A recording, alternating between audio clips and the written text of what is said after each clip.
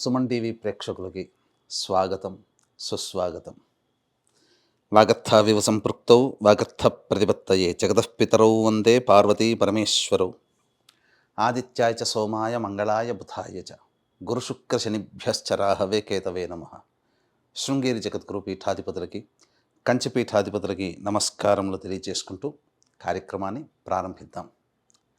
వీక్షించేటువంటి Suman TV ప్రేక్షకుల్లో ఈ 2025 సంవత్సరం అయిపోవచ్చింది. క్రొంగొత్తగా 2026 సంవత్సరంలోకి అడుగు పెడుతున్నాం. ప్రేక్షకుల్లో చాలామందికి ఈ 2025 సంవత్సరంలో ఎంతోమంది తమ జీవితంలో ఎదగడం కోసం ఎన్నో ప్రయత్నాలు చేశారు. కొంతమందికి ఆటంకాలు వచ్చి అవి జీవితంలో ఎదగకుండా అవరోధాలుగా మిగిలి ఉంటే, కొంతమంది ప్రయత్నం వలన అన్నిట్లో కూడాను విజయాన్ని పొందారు. మరి కొంతమంది అయితే ఇక జీవితం ఇంతే, మారదు, మన జాతకమే అంతేమో అని చెప్పి సర్దుకుపోయిన వాళ్ళు. ఎలా ఉన్నప్పటికీ కూడా రాబోయే సంవత్సరమైనా కానీ మన జీవితంలో ఆనందంగా ఉండగలుగుతామా అని చెప్పి బాధలు పడ్డవాళ్ళు, 2025 లాగానే 2026 ఇంకా బాగుంటుందా అని చెప్పి ఈ 2025లో సంతోషపడ్డవాళ్ళు, ఎప్పుడూ ఇలాగే ఉంది కనీసం ఈ 2026లోనైనా బాగుంటుందా అని చెప్పి న్యూట్రల్గా ఉన్నవాళ్ళు అందరూ ఎదురు చూసేటువంటి రోజు ఈ 2026 సంవత్సరం ఎలా ఉండబోతుందనే ఆలోచనే. వీటన్నిటిని సందేహాలు, అనుమానాలు ఇవన్నీ నివృత్తి చేయడం కోసమై ఈ 2026 సంవత్సరంలో 12 రాశుల్లో జన్మించినటువంటి వారికి ఏ విధంగా ఉండబోతుందో తెలియజేసే ప్రయత్నం చేస్తాను.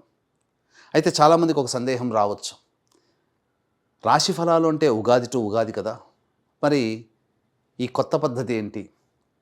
ధర్మం ఏం చెబుతుంది? ప్రపంచమంతా ఒకటి అంగీకరిస్తే అది ధర్మమై కూర్చుంటుంది. మనం చెప్పుకోబోయేటువంటిది ఆంగ్ల నూతన సంవత్సర సందర్భంగా 2026 జనవరి నుంచి డిసెంబర్ వరకు ఉన్నటువంటి గ్రహాల యొక్క స్థితిగతులను బట్టి మనం 12 రాశుల్లో జన్మించినటువంటి వారికి ఏ విధంగా ఉండబోతుందో తెలియజేసే ప్రయత్నం చేస్తాను. ఇక ఆలస్యం చేయకుండా వివరాల్లోకి వెళ్ళిపోదామా? ఈ 2026 సంవత్సరంలో కర్కాటక రాశిలో జన్మించినటువంటి వారికి ఏ విధంగా ఉండబోతుందో తెలుసుకునే ప్రయత్నం చేద్దాం. ప్రధానంగా గురువు వ్యయస్థానంలోనే స్థితి పొంది ఉన్నాడు, శని నవమ స్థానంలో. అయితే ఈ 2026 సంవత్సరం శుభ అశుభ మిశ్రమంగా ఉంటుందని చెప్పవచ్చు. గ్రహాలు ఏం చెప్పబోతున్నాయి, ఆ గ్రహాల యొక్క స్థితిగతుల వలన ఎలా మనం ప్రవర్తించాలి, గ్రహాల యొక్క అనుగ్రహాన్ని ఎలా పొందాలో క్లుప్తంగా తెలుసుకుందాం. మార్చి 14వ తారీఖు వరకు గురువు మిథున రాశిలో వక్రగతి ప్రభావం చేత ఉంటాడు. దీనివల్ల ఇటు లాభస్థాన ప్రభావాన్ని కూడా తెలియచేస్తాడు. ఈ కారణం చేత గురుబలం అధికంగా ఉంది. అలాగే శని కూడా నవమ స్థానంలో సంచారం చేస్తున్నాడు. ఈ కారణ ప్రభావం వల్ల గురువు అనుకూలిస్తూ శని వలన వచ్చేటువంటి కష్టములని తొలగిస్తాడు. ఇది మనం గమనించుకోవాల్సినటువంటి అంశము. మొదటి 2.5 నెలల పాటు యోగదాయకంగా ఉండేటువంటి సందర్భం ఈ కర్కాటక రాశిలో జన్మించినటువంటి వారికి. ఇక ఏ ప్రయత్నం చేసినా దైవబలం తోడుండడం, మీ ప్రయత్నం కూడా ఉండడం. ఇక్కడ శని కొంత అవయోగాన్ని కలగచేస్తున్నా నవమ స్థానంలో ఉండి కష్టపడే తత్వము నిజాయితీగా ఉంటే, మీ కష్టాన్ని మీరు నమ్ముకుంటే దైవం అనుగ్రహిస్తూ మిమ్మల్ని ముందుకు తీసుకెళ్ళగలుగుతుంది. ఆ యోగం చాలండి, అంతకన్నా పెద్ద కోరికలు మనకేం అవసరం లేదు ఈ కర్కాటక రాశిలో ఉన్నటువంటి వాళ్ళకి. ఇక అన్ని విధాలుగా యోగదాయకంగా మార్చి 14వ తారీఖు వరకు. మార్చి 15వ తారీఖు నుంచి గురువు రుజుమార్గంలో వ్యయస్థానంలో స్థితి పొంది ఉండడం. శని ఎప్పుడైతే గురువు రుజుమార్గానికి వస్తాడో అకస్మాత్తుగా కొన్ని మార్పులు అనేటువంటివి ఈ యొక్క కర్కాటక రాశిలో జన్మించినటువంటి వారికి ఉంటుంది. అంటే తీర్థయాత్రలు చేయడం, దేవతా సందర్శనములు, మఠాధిపతులు పీఠాధిపతులను పెద్దవాళ్ళని కలవడం, మీ సంబంధించినటువంటి సంపాదన చారిటీకి వినియోగించడం, సేవలను వినియోగించడం, ఇవన్నీ జరుగుతాయి. కొంత ధన నష్టం కూడా జరిగేటువంటి అవకాశం ఉంటుంది. అష్టమ రాహు ఎలాగో దోషకారిగా ఉన్నాడు. మే 31వ తారీఖు వరకు ఈ విధంగా ఉంటుంది. ఆ తదనంతరం జూన్ 1వ తారీఖు నుంచి అక్టోబర్ 31వ తారీఖు వరకు జన్మరాశిలోనే సంచారం చేస్తున్నాడు. ఇది కాస్త యోగించేటువంటి సమయము.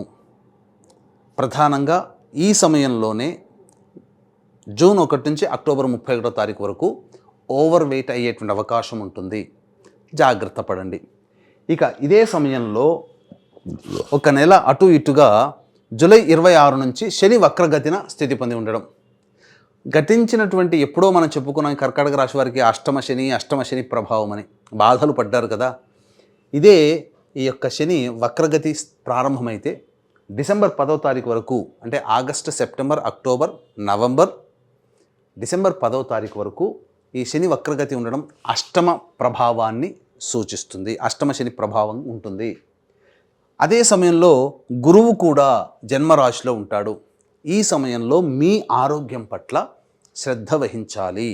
అతిగా ప్రయాణాలు చేయకూడదు, గుర్తుపెట్టుకోండి. అలాగే తెలియని వ్యక్తులు ఇచ్చినటువంటి పదార్థాలు తీసుకోకూడదు, మోసపోతారు అక్కడ. ఈ విషయంలో గురువు ఎప్పుడైతే మీ రాశిలోనే సంచారం చేస్తుంటాడో మీలో మీకు తెలియని ఒక పెద్దతనం, నన్ను అందరూ గౌరవించాలి, నాకు అందరూ విలువ ఇవ్వాలి, నేను చెప్పింది చెయ్యాలి, నేను పని చేయను, ఇలాంటి ఆలోచన తత్వంతో ఉండిపోతారు. తద్వారా ఈ గురు మాయలో పడి అలాంటి తత్వాన్ని పెట్టుకున్నారా చాలా మటుకు నష్టాలే ఎదురు చూస్తారు. కాబట్టి గురువు ఎప్పుడైతే రాశిలో సంచారం చేస్తాడో మీరు 10 మందికి సహాయపడండి. అప్పుడు గురువు మీకు యోగకారకంగా మారుతాడు. మీ జ్ఞానాన్ని 10 మందికి పంచండి. అద్భుతమైనటువంటి జీవితాన్ని, మీకు వచ్చే కష్టాలని మీ ద్వారా లబ్ధి పొందిన వాళ్ళు ఆ కష్టాలని మీదేసుకొని మిమ్మల్ని సురక్షితంగా ఉంచుతారు.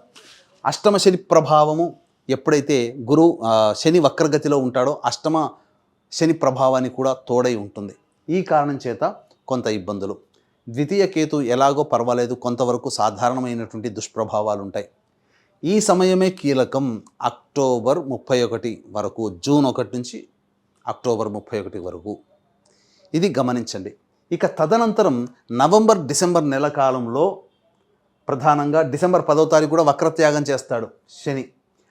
ఇదే సమయంలో గురువు సింహరాశిలో సంచారం చేస్తూ ఇప్పటి వరకు మీరేదైతే ఈ సంబంధించినటువంటి సమయంలో మార్చి 15 నుంచి మే 31వ తారీఖు వరకు ఉన్న సమయము, మీరు జ్ఞానాన్ని పంచుతూ అందరికీ సహాయ సహకారాలు అందిస్తూ మీ సర్వీస్ని 10 మందికి ఉపయోగిస్తూ చేసినటువంటి ఫలితము ఆఖరి 2 నెలల్లో పొందబోతున్నారు.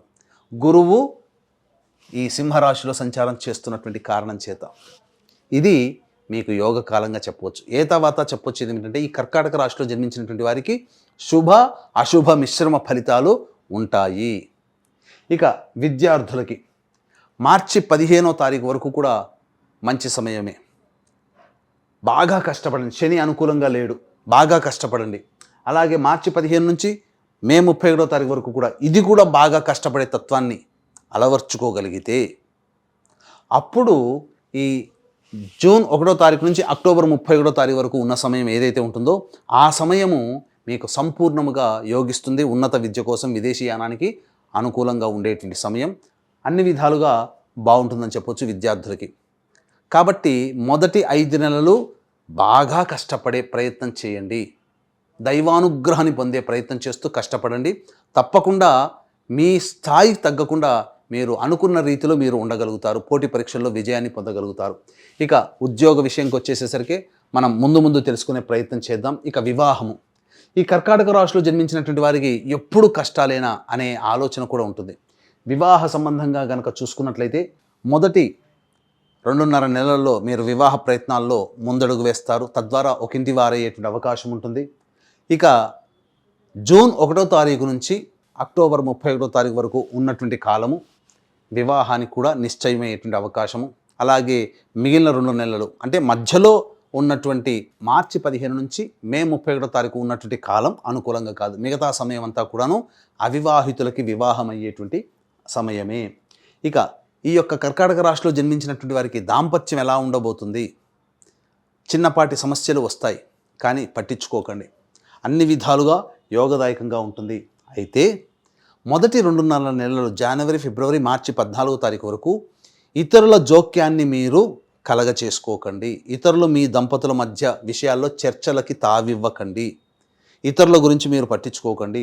అన్ని విధాలుగా బాగుంటుంది. మిగతా సమయం అంతా కూడా దంపతులకు అనుకూలంగా ఉంది, సందేహమే లేదు.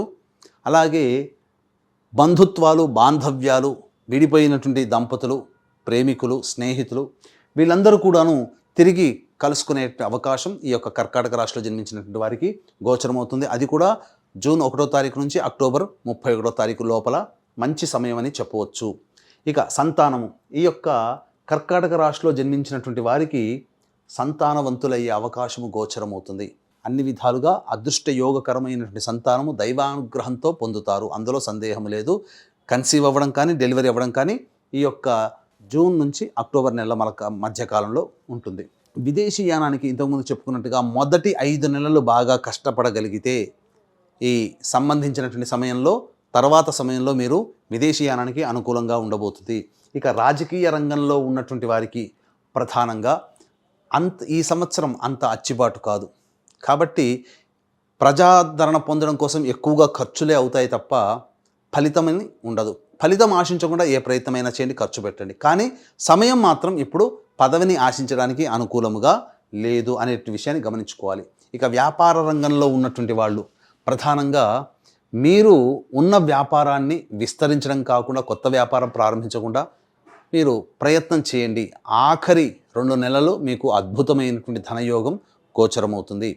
అలాగే ఇక చర్మ సంబంధము, ఇనుము, ఇసుక, ఇటుక, మట్టి, అలాగే ఎడిబుల్ ఆయిల్స్, గ్రౌండ్ ఆయిల్స్ మరియు పెట్రోలియం రంగము, అలాగే ఆటోమోటివ్ రంగము, ఇలాంటి రంగాలు, ప్లాస్టిక్ ఇండస్ట్రీ, ఇలాంటి రంగంలో ఉన్నటువంటి వాళ్ళు ఉన్న వ్యాపారాన్ని కొనసాగించండి. వారికి మాత్రం సాధారణమైనటువంటి లాభాలే ఉంటాయి, గొప్పగా లాభాలు ఉండవు. కానీ ఎఫ్ఎంసీజీ, ఫుడ్ ప్రొడక్ట్స్, అలాగే general stores, tiffin centres, restaurants, hotels, అలాగే విద్యాలయ సంస్థలు నడిపేటువంటి వాళ్ళు, బంగారు వ్యాపారస్తులు, రోడ్ సైడ్ వెండర్సు, దైవ సంబంధమైనటువంటి వృత్తి వ్యాపారాల్లో ఉన్నటువంటి వాళ్ళు, వీళ్ళందరికీ కూడా ఆశించిన మేర కంటే ఎక్కువగానే శుభ ఫలితాలు పొందుతారు. మొదటి 5 నెలలు కష్టమున్నా మిగతా సమయంలో అంతా కూడాను మీరు చక్కగానే ఆదాయాన్ని పొందుతారని చెప్పవచ్చు. ఇక వీక్షించేటువంటి ప్రేక్షకులు కూడా ఇప్పుడు మీకు ఎదురయ్యేటువంటి సమస్యల కంటే కూడా 2026 సంవత్సరంలో ఇంకా భవిష్యత్తు ఆనందదాయకంగా ఉండాలి, ఇప్పుడు సమస్యల కంటే ఇంకా ఎక్కువగా సమస్యలు ఎదుర్కొంటున్నారు అని అంటే మీ యొక్క జన్మజాతకంలో నడుస్తున్నటువంటి గ్రహ దశాంతర్దశల ప్రభావాలు. కావున దగ్గరలోని మంచి ఉపాసనాపరులైనటువంటి జ్యోతిష్యులను సంప్రదించి వారి సలహాలు, సూచనలు కనుక పాటించినట్లయితే మరింత మెరుగైనటువంటి జీవితాన్ని పొందుతారని చెప్పవచ్చు. అలాగే కర్కాటక రాశిలో జన్మించినటువంటి వారికి ప్రధానంగా మొదటి 5 నెలలు పరీక్షా కాలము. అంటే బాగా కష్టపడితే తప్ప ఫలితము పొందలేనటువంటి పరిస్థితి, దైవానుగ్రహం తప్పనిసరి. ఇట్టి దైవానుగ్రహం అందరికీ అందించాలనేటువంటి సదుద్దేశంతో జనవరి నుంచి డిసెంబర్ వరకు ప్రతి నెల మన పీఠమాధ్వర్యంలో మీ జాతకరీత్యా కలుగు అన్ని రకాల సమస్యల నివారణకి సర్వదోష నివారణ పూజల హోమాలు సంవత్సరం పాటు మీ గోత్రనామాదులతో చేయడం జరుగుతుంది. మృత్యుంజయ హోమము, సుదర్శన హోమము, లక్ష్మీ హోమము, గణపతి హోమము, రుద్ర హోమము, నవగ్రహ హోమాలు, ఇలా అన్నీ కూడాను పర్వదినం రోజున ప్రతి నెల మీకు చేయించి వీడియోలు పంపించడం జరుగుతుంది. అలాగే ఈ సోషల్ మీడియా సందర్భంగా సంకల్ప మందిర్ అనేటువంటి ఫేస్బుక్, ఇన్స్టా, యూట్యూబ్ని మీరు ఫాలో అయ్యే ప్రయత్నం చేయండి. ఇక ప్రతిరోజు కూడా మీకు కొత్త కొత్త విషయాలు, ధర్మ సందేహము, జ్యోతిష సంబంధమైనటువంటి విషయాలన్నీ కూడా మీకు అందుబాటులో ఉంటాయని చెప్పవచ్చు. ఇక గమనించుకున్నట్లయితే ఈ యొక్క కర్కాటక రాశిలో జన్మించినటువంటి రైతులు ఎవరైతే ఉంటారో వారు శాస్త్రీయమైనటువంటి పంటలనే వేయండి. అశాస్త్రీయమైన అనగా వాణిజ్య పంటల జోలికి వెళ్ళకండి, అది అంత అచ్చిబాటు కాదు, సాధారణమైనటువంటి దిగుబడి రాబడి ఉంటుంది అని విషయాన్ని గమనించుకోవాలి. ఇక కళారంగంలో ఉన్నటువంటి వాళ్ళు ఎవరైతే ఉంటారో కర్కాటక రాశిలో జన్మించినటువంటి సినిమా రంగము, serials, social media, electronic and printing media రంగంలో ఎవరైతే ఉంటారో ప్రధానంగా మొదటి ప్రథమార్థంలోనే అనగా మొదటి 5 నెలల్లో అంది వచ్చినటువంటి అవకాశాలను వినియోగించుకోండి. కీర్తి ప్రతిష్టలు వాటంతటవే జూన్ 1వ తారీఖు నుంచి అక్టోబర్ 31వ తారీఖు వరకు దానికి సంబంధించినటువంటి సంపూర్ణమైనటువంటి ధనాదాయం ఏదైతే ఉంటుందో ఆఖరి 2 నెలల్లో మీరు పొందుతారని చెప్పవచ్చు. మీకు గౌరవ మర్యాదలు పెరుగుతాయి, ధనాదాయం మాత్రం సాధారణంగా ఉంటుందని విషయాన్ని గమనించుకోవాలి. ఇక ఈ యొక్క కర్కాటక రాశిలో జన్మించినటువంటి వారికి ఉద్యోగ సంబంధముగా ఎలా ఉండబోతుంది, అయితే ఏ సమయంలో ఉద్యోగం మారాలి, ఏ సమయంలో మీకు ప్రమోషన్స్ లభిస్తాయి, నిరుద్యోగస్తులకి ఎప్పుడు ఉద్యోగం లభిస్తుంది అనేటువంటి విషయాన్ని కనుక మనం చూసుకున్నట్లయితే ప్రధానంగా ఈ యొక్క కర్కాటక రాశిలో జన్మించినటువంటి వారికి ఏప్రిల్ 14వ తారీఖు నుంచి జూన్ 13వ తారీఖు వరకు ఏదైతే సమయం ఉందో ఆ సమయము చాలా అనుకూలమైనటువంటి సమయము. ఇక అది తప్పితే సెప్టెంబర్ 17 నుంచి అక్టోబర్ 16 మధ్య ఉన్నటువంటి సమయము.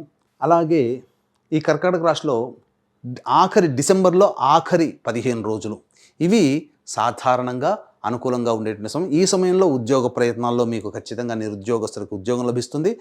వేరే సంస్థల్లో ఉద్యోగం లేదా ఉన్న సంస్థలోనే ప్రమోషన్స్ లభించే అవకాశాలు ఉంటాయి. మిగతా సమయాల్లో ప్రయత్నిస్తే వస్తుంది, కానీ అక్కడ బాగా కష్టపడాలి, సమస్యలు ఎదుర్కోవాల్సినటువంటి పరిస్థితి వస్తుంది. జాగ్రత్త పడండి. ఇక ఈ యొక్క కర్కాటక రాశిలో జన్మించినటువంటి వారికి జనవరి 15 నుంచి ఫిబ్రవరి 22వ తారీఖు వరకు జీవిత భాగస్వామి, వ్యాపార భాగస్వాముల మధ్య ప్రపంచాలు. మీరు ఎవరితో కలిసి పనిచేస్తే వాళ్ళతో కొంత ఇబ్బందులు వచ్చే అవకాశం ఉంటుంది. ఫిబ్రవరి 23 నుంచి మార్చి వరకు ఉన్నటువంటి సమయంలో ఆరోగ్యపరంగా జాగ్రత్త పాటించాలి. నష్టాలు పొందే అవకాశం ఉంటుంది, ధన నష్టము జరుగుతుంది.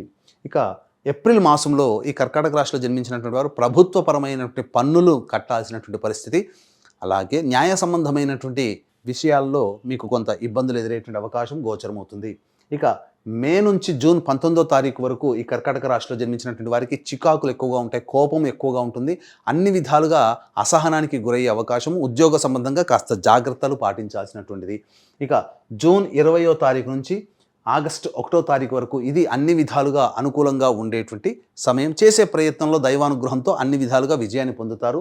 ఆగస్టు 2 నుంచి సెప్టెంబర్ 17వ తారీఖు వరకు కూడా ఉన్నటువంటి సమయంలో వృధా ప్రయాణాలు, ఖర్చులు ఎక్కువగా పెరుగుతాయని చెప్పవచ్చు. సెప్టెంబర్ 18 నుంచి నవంబర్ 11వ తారీఖు వరకు ఉన్నటువంటి సమయం మీరు అతి ఆత్మవిశ్వాసం, అతి గొప్పతనం అనేటువంటిది పనికిరాదు అనేటువంటి విషయాన్ని గమనించుకోవాలి. ఇక నవంబర్ 12 నుంచి డిసెంబర్ వరకు కుటుంబ సభ్యులతో వాగ్వివాదాలు, దాంపత్య సమస్యలు కానీ, ప్రేమికుల మధ్య, స్నేహితుల మధ్య విభేదాలు వచ్చే అవకాశం ఉంటుంది. ధన నష్టం కూడా ఉంటుంది. మనస్సు ప్రశాంతంగా ఉండదు అనేటువంటి విషయాన్ని గమనించుకోవాలి. తర్వాత చెప్పొచ్చేది ఏమిటంటే, ఈ యొక్క కర్కాటక రాశిలో జన్మించినటువంటి వారు ఎవరైతే ఉంటారో వాళ్ళు ప్రధానంగా దైవానుగ్రహాన్ని పొందే ప్రయత్నం చేయాలి.